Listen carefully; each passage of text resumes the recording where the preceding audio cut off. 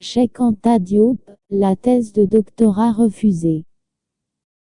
C'était en 1951, à 27 ans, Cheikh Anta Diop prépare une thèse de doctorat à l'Université de Paris. Son titre, De l'Antiquité nègre égyptienne aux problèmes culturels de l'Afrique noire d'aujourd'hui, dans laquelle il affirme que la civilisation égyptienne était noire, qu'elle était antérieure à toutes les autres et que la langue et la culture égyptienne se sont ensuite diffusées dans l'Afrique. La thèse est refusée, officiellement parce qu'il ne parvient pas à réunir un jury, mais la vraie raison était ailleurs. Le monde académique à l'époque n'était pas disposé, elle ne l'est toujours pas aujourd'hui, à accepter la vérité qui sort de la tête d'un colonisé, laquelle vérité remettait en cause toute la littérature produite jusque-là sur l'origine des Égyptiens antiques. Aimé Césaire se bat alors pour lui trouver un éditeur. La thèse refusée sort enfin en 1954 sous forme de livre, chez Présence africaine de Alioune Diop,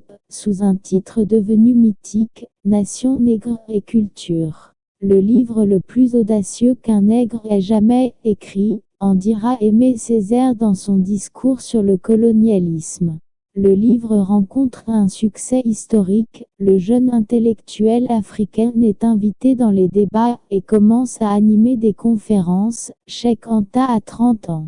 Contre mauvaise fortune, l'université accepte enfin qu'il soutienne sa thèse. Ce fut l'une des soutenances la plus médiatisée du XXe siècle. Il obtiendra finalement son doctorat en 1960 avec la mention honorable. Plus tard, ils ont évité, de façon subtile, que Cheikh Anta Diop enseigne. Il ne fallait pas qu'il devienne professeur, il ne fallait pas qu'il ait un contact avec les étudiants des universités africaines. Ce cordon sanitaire est toujours là, Cheikh Anta Diop doit être oublié, ses travaux discrédités, pour que la pensée coloniale continue à dominer le monde des idées en Afrique et à asservir les consciences. N'oublie pas de commenter et abonner sur la chaîne pour avoir les autres nouvelles vidéos.